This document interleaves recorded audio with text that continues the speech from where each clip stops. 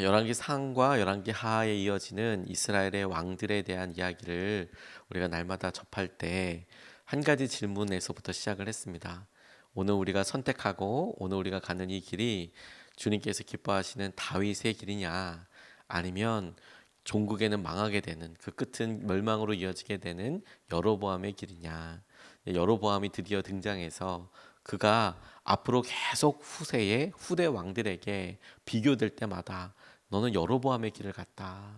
여로보암의 길로 가는 것으로 말미암아 결국에 멸망하게 됐다. 이런 길을 하나, 역사적인 길을 하나 내버리는 그 여로보암을 우리가 읽고 있습니다.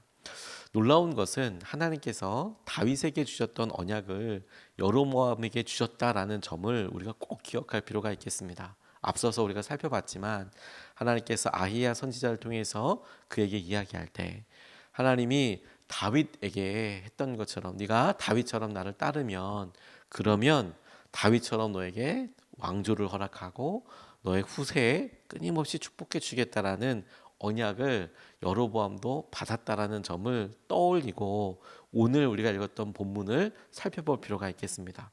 왜냐하면 여러분, 오늘 이 12장 우리 본문 말씀에서 그야말로 여로보암이 갔던 결정적인 길의 터닝 포인트, 나쁜 쪽으로 전환점이 이루어지게 되는 것을 보게 되는데, 이 일을 통하여서 하나님께서 우리에게 깨우쳐 주시는 것이 있겠다라고 싶습니다. 다윗은 고난을 통해서, 어려움을 통해서 그가 하나님이 얼마나 가까이 계시는지, 그 고난의 때마다, 광야에서 쫓길 때마다 하나님께 찬양드리고 시편을 통해서 찬양드리고 그가 하나님 앞에 간절히 기도하게 되고 목숨이 경각에 달렸을 때 죽을 수도 있겠다라는 상황에서 하나님을 찾게 되고, 그런데 하나님이 살려주시고 그와 같은 일들이 계속 반복되면서 하나님을 붙잡는 삶이 되었어요. 하나님께서 주신 이 모든 것들이 은혜라는 것을 알았어요. 하지만 여로보암에게는 그의 삶에 어려움이 닥치고 여러 삶이 없었던 것은 아니지만 그가 그런 고난과 어려움을 통해서 하나님을 붙잡았다라기보다 어느 날 갑자기 성실하게 일하고 있는데 하나님으로부터 약속을 받고 언약을 받고 그리고 위협을 받자 이집트로 도망가고, 그리고 그가 그의 삶에 있어서 안전한 때를 기다리다가 솔로몬이 죽고 나니까 사후에 올라와서 백성들의 대표로 이야기하는 장면으로 이어지게 돼요. 고난이 없어 보이고 여러 시기와 하나님을 찾을 기회가 없었던 것으로 여겨지는 여로보암이 정작 자기에게 어려움이 행복과 축복이 이어지게 됐을 때 오히려 더 흔들리고 있는 것을 주목해 봐야 합니다. 오늘 본문 말씀에서 우리가 그 원인과 그래서 우리가 찾게 되는 의미, 깨닫게 되는 중요한 본질적인 어떤 결론 하나를 얻게 되는데, 첫 번째로 우리가 여로보암의 오늘 일을 통해서 주목하고 싶은 것은 그가 이렇게나 흔들리고 두려워하고 염려하고 있는 이유가 하나님을 신뢰하지 못했기 때문이라는 점에 주목하고 싶어요. 그가 하나님께로부터 받은 기회와 약속을 스스로 버렸는데 그 버리게 된 이유를 보니까 그가 하나님을 온전히 신뢰하지 못하기 때문이고, 그리고 그의 삶에 이런 결정과 여러 고민들이 생기는 이유도 하나님을 신뢰하는 것과 관련이 되어 있습니다. 26절과 27절 말씀을 보면 이렇게 증거하고 있습니다. 그런데 여로보암의 마음에 잘못하면 왕국이 다시 다윗 가문으로 돌아갈지도 모른다는 생각이 들었다. 이 백성은 예루살렘에 있는 주님의 성전에서 제사를 드리려고 올라갔다가 그들의 마음이 그들의 옛 주인인 유다 왕 르호보암에게로 돌아가게 되는 날이면 그들이 자기를 죽이고 유다 왕 르호보암에게 돌아갈지도 모른다는 생각이 들었다라고 이야기하고 있어요. 여로보암의 마음속에 염려와 걱정이 가득 차 있습니다. 그 염려와 걱정이라는 것이 어떤 구체적인 사안과 팩트를 중심으로 하는 것이 아니라 생각이 들었다는 거예요. 생각이 들었다는 거예요. 자기 마음속에 그런 생각이 들어서 백성들이 다시 돌아가고 어디로? 남유다로. 다윗, 솔로몬, 르호보암으로 이어지는 르호보암에게로 다시 돌아갈 것 같고, 돌아갈 때 그냥 돌아가는 것이 아니라 자기를 죽이고 돌아갈 수 있겠다는 생각을 하게 됐다는 겁니다.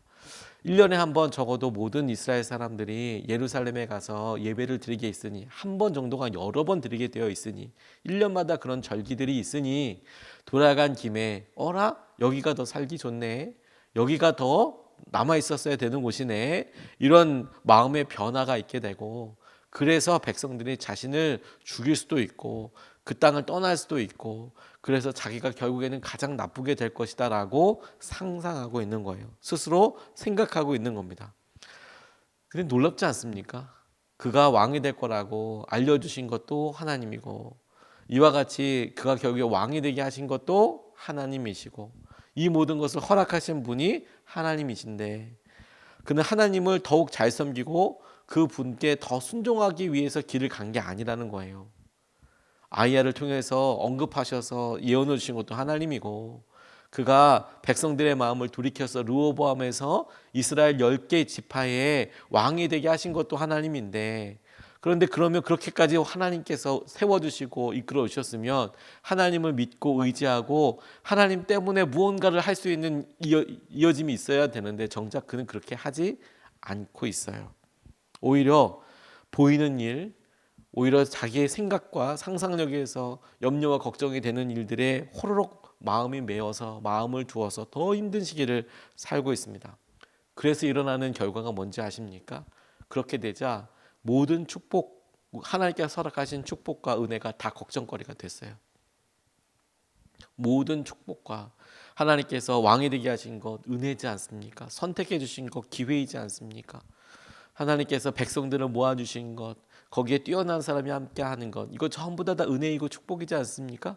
그런데 그가 마음속에 그런 의심과 하나님을 신뢰하지 못하는 마음이 생기니까 그게 다 염려거리가 됐어요. 이렇게 생각하고 있는 왕들에게 백성들이 많으면 많을수록 자기를 죽일 수 있을 것 같은 예비, 잠재적인 암살자들이 훨씬 많은 거고, 탁월한 백성들이, 탁월한 신하들이 많을수록 저놈이 내가 그랬던 것처럼 이 나라 쪼개먹겠구나 이렇게 생각을 했을 거고, 그런 여러 일들이 마음속에 끊임없이 들었을 거 아니겠습니까? 마음의 변화 하나였어요.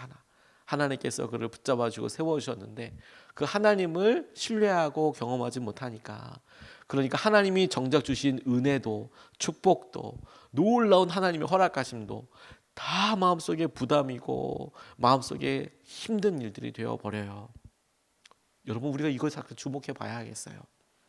우리가 요셉의 삶에서도 똑같은 것이 발견이 됩니다. 요셉이 노예로 팔려갔습니다. 그리고 죄수가 되기도 했어요.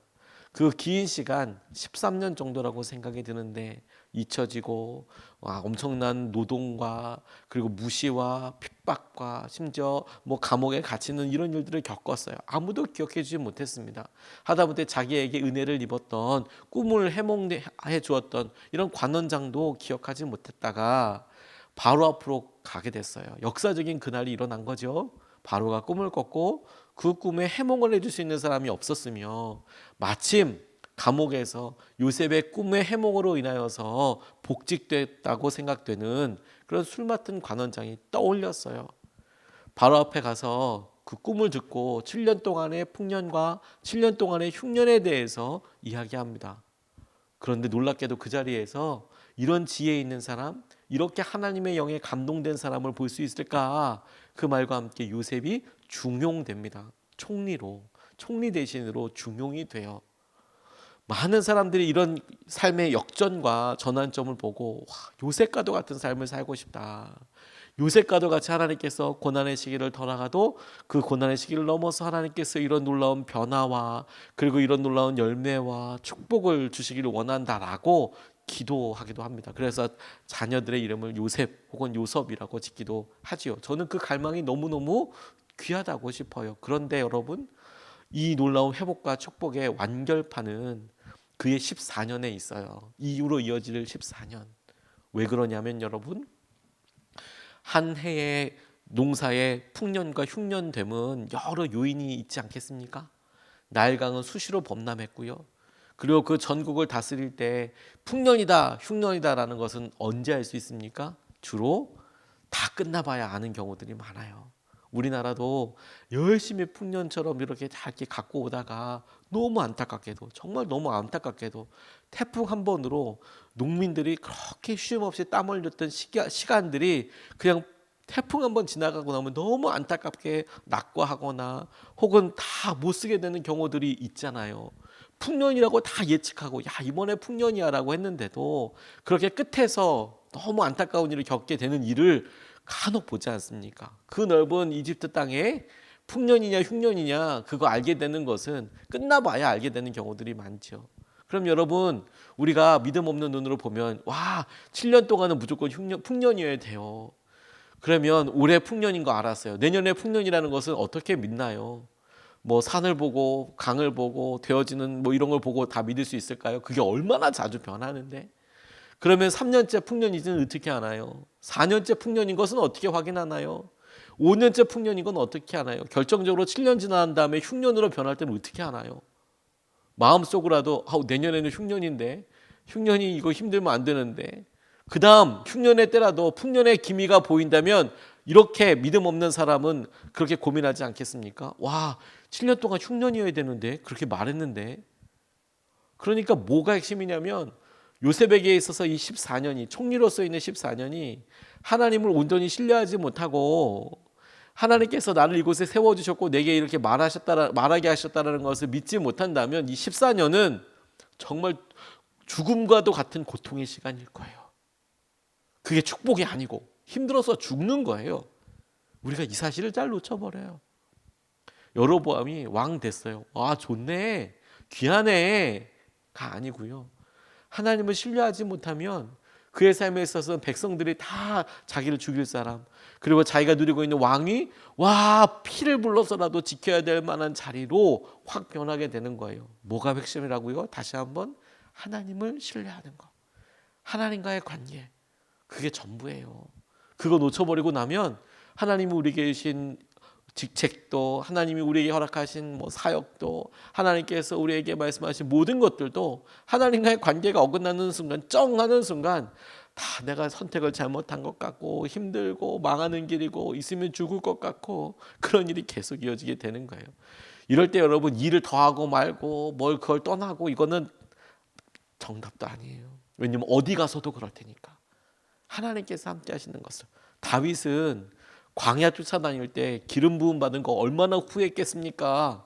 그가 만약에 그런 믿음이 없었다면 다윗이 그의 삶에 사울이 몇 번 죽을 뻔 이야기할 때에도 혹은 사울을 만나서 몰래 죽일 수 있는 기회를 얻었을 때에도 하나님과의 관계가 없었으면 그 어떤 마음이었겠습니까?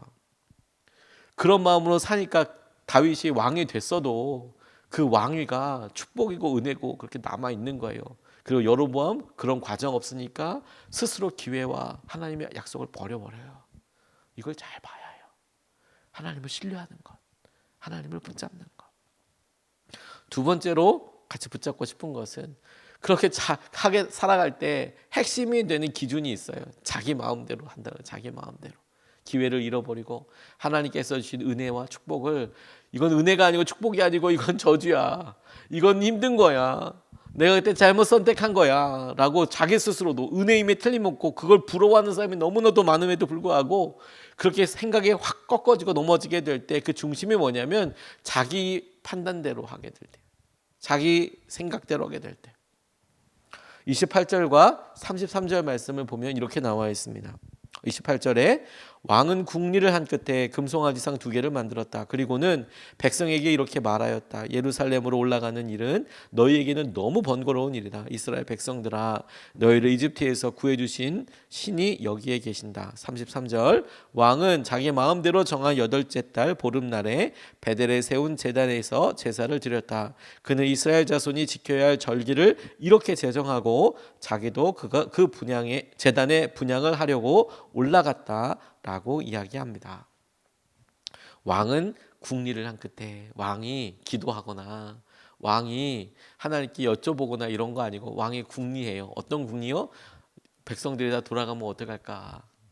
이렇게 궁리를 한 끝에 금송아지상 2개를 만들었답니다. 금송아지상이라고 만들었지만 그 금송아지를 만들어 놓고 하나님, 여호와 하나님이라고 불렀어요. 여호와 하나님을 섬기는 거라고 생각했습니다. 제사장을 세웠습니다. 레위 지파 사람들이 제사장 되지만 그게 아니라 자기 구미대로 자기가 원하는 사람 그 사람을 제사장으로 세웠습니다. 뿐만 아니라 하나님께서 만드신 절기 약속들이 아니라 스스로 비스무리하게 절기를 만들었어요. 만들어서 그날을 여호와의 절일, 여호와의 날, 하나님 앞에 드릴 절기처럼 그렇게 드렸습니다. 스스로 만들었어요. 하나님을 만들었어요. 그리고 그 만들어진 하나님께 드릴 방식과 사람과 날짜를 정했습니다. 날짜를 자기가 정했어요. 그런데 여러분, 이거 참 말이 안 되는 게요, 이것 자체가 여로보암이 하나님에 대해서 어떻게 생각하고 있었는지를 명확하게 보여주는 거예요. 무슨 말이냐면 여러분, 여로보암이 가만히 열심히 일하고 있을 때 아이야를 통해서 말씀하셨잖아요. 하나님의 계획이 있으시다고, 하나님 너를 선택하셨다고. 그 하나님은 살아계신 하나님이고, 그 하나님은 말씀하시는 하나님이고, 그 하나님은 계획을 가지고 계신 하나님이잖아요. 살아계신 하나님이잖아요. 인격적인 하나님이잖아요. 그에게 찾아왔을 때 뿐만 아니라 그에게 왕위를 주실 때 막 그런 여러 일들도 하나님께서 살아계시고 인격적으로 함께 하셨다라는 것을 알 수 있잖아요. 그런데 여러분, 그가 지금 하고 있는 행동은 뭐냐면, 살아계신 하나님이면 그 하나님께 여쭤보지도 않을 뿐만 아니라 살아계신 하나님을 돌로 만들어 놓고, 혹은 어떤 신상으로 만들어 놓고, 금으로 만들어 놓고 내게 말씀하시는 그 하나님이 이 하나님이라고 이야기할 수 없는 거죠. 살아계시고 그분이 내게 말씀을 해오시고 인격적인 하나님이라면 그렇게 할 수 없죠. 그런데 그가 그렇게 만들어요. 그 말은 뭐냐면, 결국엔 자기가 자기에게 말씀하시는 살아계신 하나님, 자기에게 여전히 인격적으로 찾아오시는 하나님으로서의 하나님을 알지 못한다라는 거예요. 그러니까 만들어 놓는 거예요. 우상을 만들어 놓는 거예요. 우리의 생각과 우리의 마음으로 만들어 놓고 그 하나님이라고 말해 놓는 거죠. 하나님은 우리의 지혜 너머에 계신 분이에요. 다 알 수 없죠. 우리가 스스로 만들어 놓고, 우리가 스스로 그 만들어진 아름다움에 경탄하고, 그럴 수 있는 우리 손끝에 달리고 우리의 마음 끝에 상상력 끝에 있는 하나님은 하나님이 아니세요. 제게 하나님 나라에 가서 많은 질문들이 있어요. 여쭤보고 싶은 것들. 하나님 말씀에 이해 안 되는 이런 영역들은 왜 이렇게 하셨나요? 혹은 하나님, 이렇게 귀한 성도들 가운데 하나님 어떻게 이렇게 어려움이 있었나요? 하나님, 저분은 어떻게 또 저렇게 또 잘 되나요? 설명이 안 되는 일들이 많이 있답니다. 그럼 좀 여쭤보고 싶어요. 도대체 왜 그런지에 대해서 아직까지도. 그런데 여러분, 그렇게 여쭤보고 이렇게 이야기하는, 제가 알 수 없고 풀 수 없고 대답할 수 없는 영역들이 있는 것이 제게 믿음이 하나도 해가 되지 않습니다. 왜냐하면 하나님은 하나님이시니까요. 제가 모든 지혜로 다 알 수 있다면 하나님을 하나님이라고 이야기할 수 있겠습니까? 하나님은 아직 제가 경험하고 제가 보아왔고 제가 상상할 수 있는 여러 경우의 수, 여러 가지 어떤 해법들을 넘어서는 분이시잖아요. 영혼의 관점에서, 하나님께서 보실 때 열매라고 생각하실 관점에서 보면 얼마든지 제가 봤을 때 이건 도대체 왜 일어나는 건가요? 이건 도대체 답이 뭔가요? 이건 도대체 왜 이렇게 된 건가요? 라고 물어볼 수 있는 일들이 산재에 있을 수밖에 없습니다. 아직까지 어린 아이들이 부모님이 결정하고 이야기하는 것에 대해서 다 이해할 수 없고, 왜 그렇게 하셨을까라고 싶은 일들을 10년이나 30년이나 혹은 본인이 훨씬 아버지 어머니 나이가 돼서야 알 수 있는 여러 일들이 여전히 남아 있는 이유가 그 시선의 차이 아니겠습니까? 하나님과 우리는 차이가 있어요. 아인슈타인은 유명한 과학자이죠. 그가 하나님을 믿었습니다. 근데 그가 하나님을 믿게 된 계기가 뭔지 아십니까? 상대성 이론이 결국에 우주의 거리와 이런 것들을 탐구하는 그런 영역인데, 우주를 상상하고 공부하다 보니 상상할 수가 없더라는 거예요. 너무 크고 이 거리, 이 넓이, 이런 것들을 상상할 수가 없더라는 거예요. 그런데 이 아인슈타인은 그걸 보고 오히려 이 거룩한 신비, 이 거대함, 이걸 보고 이거 하나님이 없다면 이건 설명이 안 되겠다라고 아인슈타인이 생각했대요. 하나님이 안 계신다면 이건 말이 안 된다. 이렇게 되어 있는 거, 이 넓은 걸 이걸 어떻게 만들었단 말인가. 그래서 그가 하나님의 존재와 하나님께서 세상을 창조하신 것에 대해서 믿게 되었다라고 이야기를 해요. 여러분, 우리가 하나님은 살아계시고 인격적인 하나님이신 거 여로보암은 몰랐어요. 근데 여러분, 우리는 안다라고 이야기하지만 실제 그렇게 사냐라는 거예요. 여로보암도 말씀을 들었고 왕이 됐고 심지어 그걸 누리고 있는 한가운데에서도 왕이 신을 만들어 놓고 그렇게 여호와 하나님이라고 섬기잖아요. 우리는 아니겠냐는 거예요. 그의 행동이 이것을 반증해 주는 것처럼 자기 마음대로 스스로 주인 되어 자기의 판단에 따라 하고 있는 모든 일들이 사실은 우상을 만들어 놓고 여로보암처럼 하는 행동과 똑같은 거죠. 그 모든 일에 자아와 자기라는 우상이 있음을 알아야 해요. 하나님은 살아계시고 인격적인 하나님이세요. 그 하나님을 온전히 붙잡아야겠어요. 주님께서 오늘도 이끌어 주실 것을 누리고 함께 살아가게 되기를 주님의 이름으로 축복합니다. 두 가지 말씀을 나눴어요. 여러분, 스스로 우리가 약속과 기회를 버리는 거예요. 뭐 때문에 그런 일이 일어나냐고요? 하나님을 신뢰하지 못하기 때문에 그래요. 이것까지도 주님께서 선하게 이끄실까? 환난과 어려움은 앞으로 더 큰 것도 만날 수 있습니다. 은혜와 축복도 앞으로 더 놀라운 것도 만날 수 있어요. 우리가 경험하고 있는 게 은혜든 축복이든 환난이든 모든 것이든 여러분, 하나님을 신뢰하지 못하면 하루아침에 느꼈던 좋은 직장 혹은 좋은 만남, 관계 하다못해 부유하게 되는 것 싹 다 그게 저주처럼 느껴지고 그게 어려움처럼 느껴져요. 오히려 우리의 고난과 어려움도 하나님께서 주실 함께 하심을 보면 축복이고 하나님의 임재처럼 여겨져요. 그게 비밀이에요. 하나님과의 관계. 두 번째, 자기 마음대로. 이거 우상이다. 두 번 나눠서 기도하겠습니다. 첫 번째, 하나님을 더욱 신뢰하게 하시고 가장 선한 것을 허락하실 주님 안에 머물게 해달라고 기도하고 싶어요.